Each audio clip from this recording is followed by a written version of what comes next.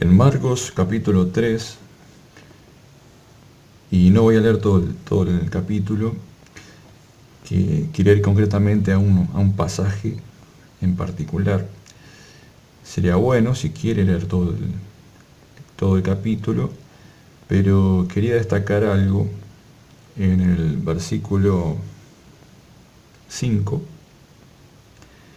en donde Marcos capítulo 3, versículo 5, en donde Cristo se encontró con un episodio que le ocurrió cuando la gente lo cuestionaba por muchas cosas. Entonces, Cristo, al ver lo que es la incredulidad con los que estaba presente ahí, Cristo emitió estas palabras y esta actitud que fue la que tuvo. Entonces dice, versículo 5, entonces, mirándolos alrededor con enojo, entristecido por la dureza de sus corazones, dijo el hombre, extiende tu mano, y él la extendió, y la mano le fue restaurada sana.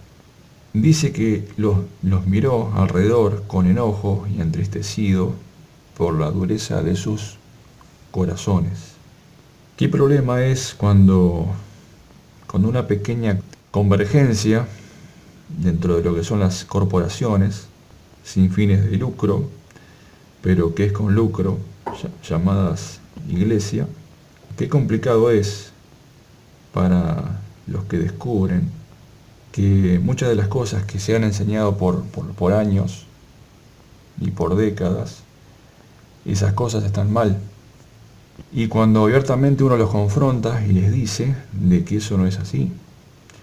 Ahora, por supuesto que siempre hay casos de apostasía congregacional, en donde parece que a uno o a unos cuantos como que se les da vuelta la mente y abiertamente entra en una especie de estado de herejía, en donde uno los ve que es abiertamente disparatado lo que están diciendo.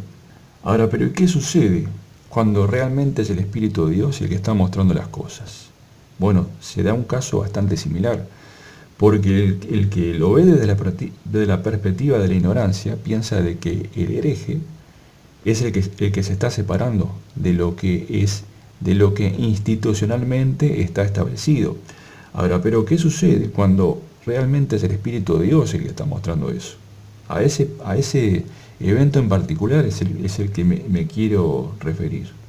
El que está entendiendo las cosas como deben ser entendidas, se da cuenta de que las corporaciones llamadas iglesia, en donde están muchas de ellas, la mayoría están registradas en lo que son las actas estatales, y ya había hablado de eso, y parece que no hay forma de hacerles entender, e inmediatamente levantan como una especie de muro, en donde se encierran ese muro, y no hay forma de sacarlos de ese estado de ceguera y de ignorancia.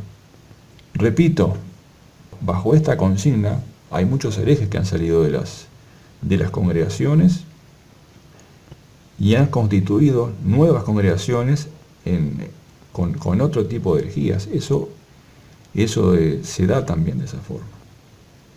Entonces, parece que las instituciones erradas se multiplican y se multiplican y se multiplican. Donde a uno o a dos o tres no les gusta lo que se dice, dicen no, eso no es así, y se separan del resto y forman otra institución de acuerdo a los preceptos y valores que ellos están dispuestos a tolerar. Eso es de público conocimiento, esas cosas pasan. Cuando Cristo habló de su iglesia, siempre se refirió a su manada pequeña. Y ya hablé de que la palabra correcta no es al edificio, no hay que llamarle, o sea, el edificio es un templo, pero es incorrecto denominar a eso como iglesia, porque iglesia es lo que se reúne adentro, y como ya lo dije en otra oportunidad, juntamente con lo que se reúne adentro, o con lo que se puede reunir adentro, que es la iglesia, también hay otras cosas también. Había hablado de eso. Y el problema es que cuando no hay una revelación de parte del Espíritu, cada cual se aferra a lo que quiere entender, y eso es un problema. Es un problema porque cuando Dios quiere hacer algo nuevo, y cuando digo nuevo, hay muchos que se asustan de esa palabra. cuando escuchan la palabra nuevo, porque les parece que lo nuevo no puede venir de Dios. Y había hablado bastante de eso. Y había hablado bastante de la condición de la Odisea, en donde es una iglesia que dice, no tengo necesidad. No tengo necesidad. Y Cristo viene y le dice lo contrario. Entonces, hay una divergencia de testimonios en cuanto a lo que Cristo dice y a lo que la postura del que toma la postura de la Odisea dice. Hay una diferencia de testimonios ahí, porque uno dice una cosa y Cristo viene y dice otra. Y en el versículo 2 de Marcos, capítulo 17, Cristo dice, al oír esto Jesús les dijo, los sanos no tienen necesidad de médico, sino los enfermos. Y voy a leer todo el párrafo completo.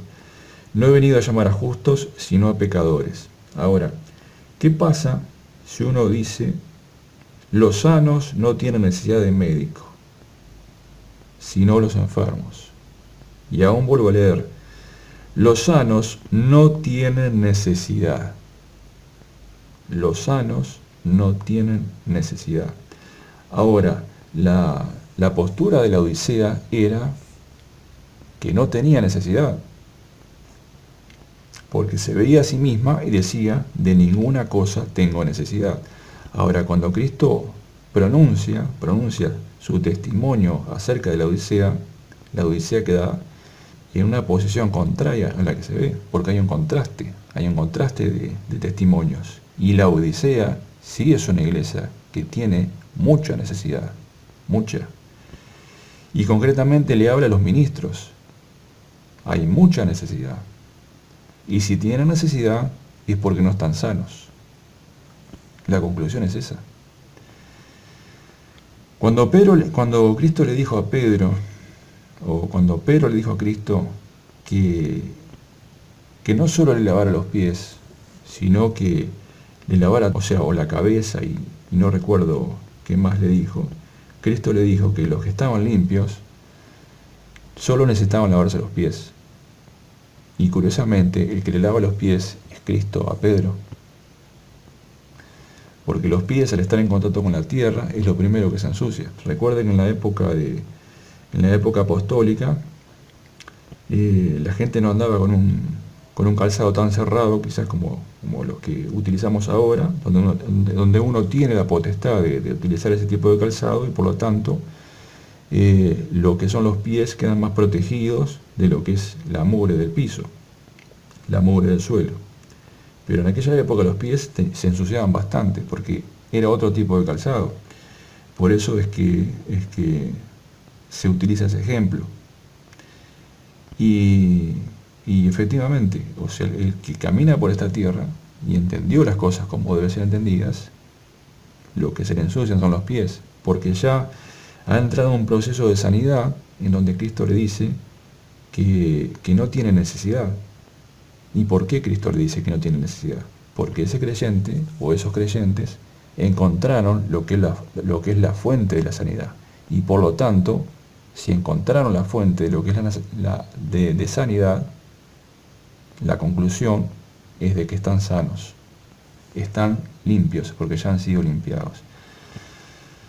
Ahora, cuando no se entiende esto, y vuelvo a repetir, cuando uno los confronta con la escritura, de acuerdo al soplo del Espíritu, enseguida echan mano de un versículo. Dice, no, ya estamos limpios porque ya hemos sido lavados por la sangre de Cristo. Y usted ve que no hay forma de sacarlos del error, porque usted le va con la inspiración del Espíritu y esgrimen una conclusión, un párrafo bíblico en donde efectivamente es cierto, pero no se entiende el contexto de lo que se está diciendo. Entonces, por su salud espiritual, lo más sano que usted puede hacer para conservarse sano es, cuando es el Espíritu realmente el que está hablando, lo mejor que puede hacer es darse vuelta y no seguir hablando más. Apártese. A veces lo único que queda es apartarse del resto, y claro, ahí se echa sobre la mesa lo que es otro argumento, en donde dice: en los posteros días habrá muchos que apostatarán de la fe, escuchando a doctrinas de demonios. La congregación hace bastante, o la asamblea, o lo que se conoce como iglesia, hace bastante tiempo que ya cometió apostasía. Mucho tiempo. Y la prueba más directa que uno quizás pueda ver es que se han casado con los poderes estatales, cosa de la que ya hablé bastante acerca de eso. Y ya hablé de lo que cuando el supuestamente ministro se presenta delante de lo que es un organismo para legalizar lo que es la institución, ya había hablado acerca de eso, había hablado, no quiero repetir de nuevo las cosas. Pero la institución, lo que se conoce como iglesia, hace mucho tiempo que ya viene en la apostasía, porque les hicieron creer de que hace 500 años salieron de Roma y no están entendiendo de que todavía siguen metidos en Roma, todavía siguen conservando la levadura romana. Y por lo tanto, si usted se nutre de lo que es la levadura romana, usted es un romano. Litúrgicamente hablando, es un romano. Y al romano, ser romano también, el que era romano también era considerado como católico, como universal. Más allá de que se haya fragmentado y se haya encajonado en distintas cosas, sigue conservando la levadura romana y por lo tanto, como es un romano, como sigue conservando la levadura romana, es un romano. Y vaya usted y hágalos entender, vaya y hágalos entender a ver si entienden. No hay caso, no hay forma de... Humanamente hablando, es muy difícil de hacerlos entender. El vino nuevo en odres nuevos se ha de echar. Cristo habló sobre el vino nuevo. Cristo habló sobre eso. Y si no nos hacemos una mente nueva, no podemos recibir lo nuevo de Cristo que Él tiene para darnos. Recordemos el caso de las 10 vírgenes. Había 10 vírgenes, en donde 5 eran prudentes y las otras no, porque las otras ya consideraban que tenían el aceite que necesitaban, que no necesitaban más aceite que ese. Y las otras, viendo más lejos en el tiempo, tomaron una provisión extra. Una provisión extra que todavía no había sido manifestada, porque eso estaba ahí guardado, y hasta que el aceite no arde en la lámpara, usted no puede ver la calidad del aceite. Por lo tanto, ese aceite estaba ahí encerrado en ese recipiente aparte, pero ese aceite no había sido hecho público porque estaba ahí guardado. Cuando llegó el momento, hubo que echar mano de ese aceite.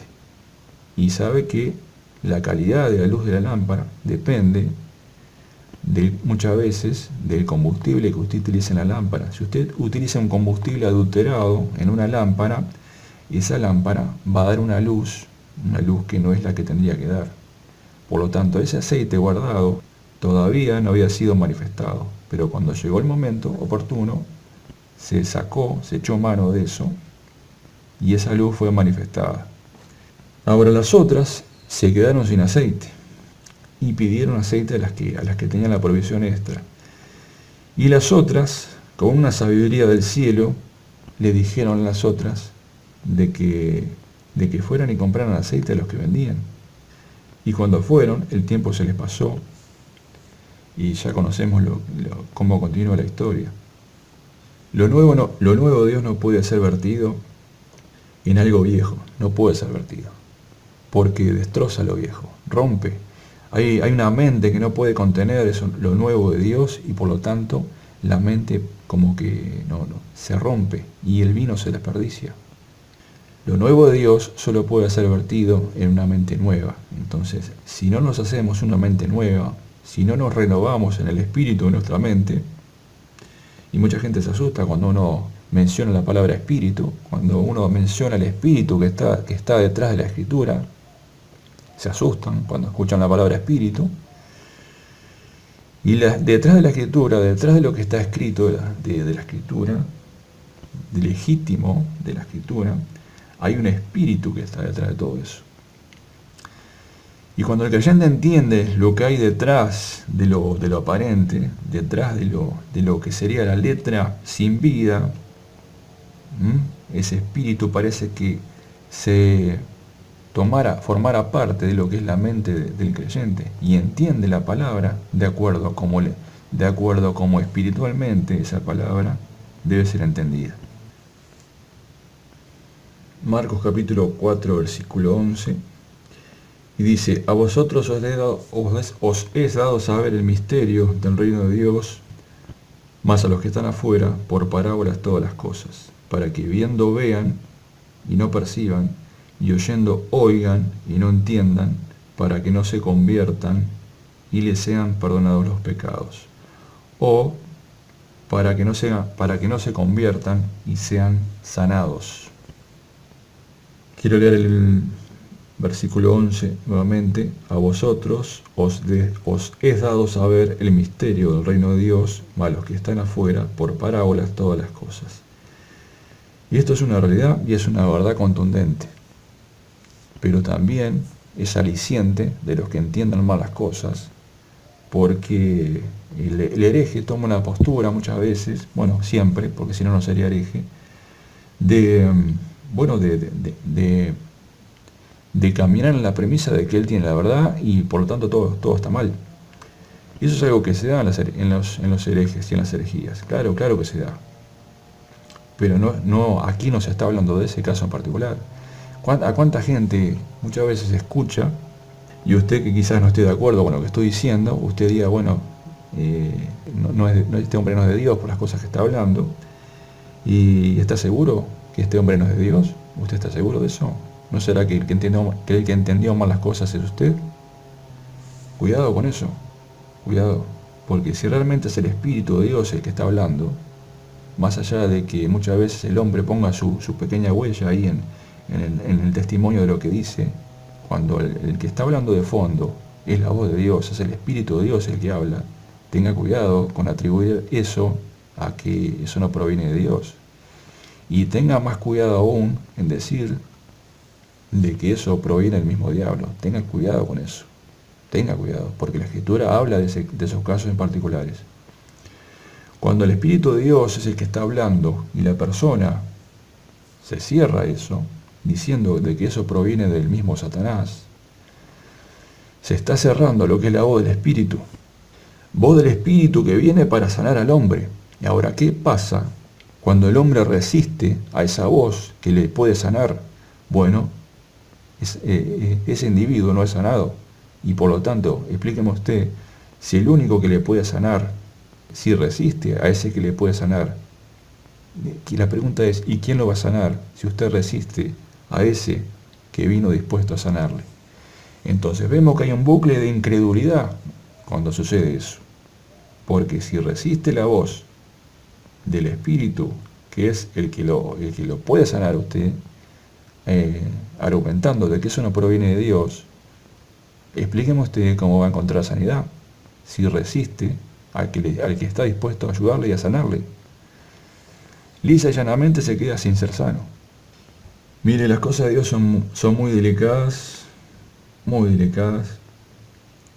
y si no nos tomamos tiempo para encontrar la verdad de Dios, para encontrar su verdad, si no estamos dispuestos a despojarnos de nuestra ignorancia o de lo que ya institucionalmente hemos aprendido, uno no puede recibir más de Dios, porque uno se estanca en lo aprendido y llega un momento donde se presentan situaciones en donde lo que supuestamente está aprendido es inefectivo. Bienaventurados los que oyen la palabra de Dios y la guardan.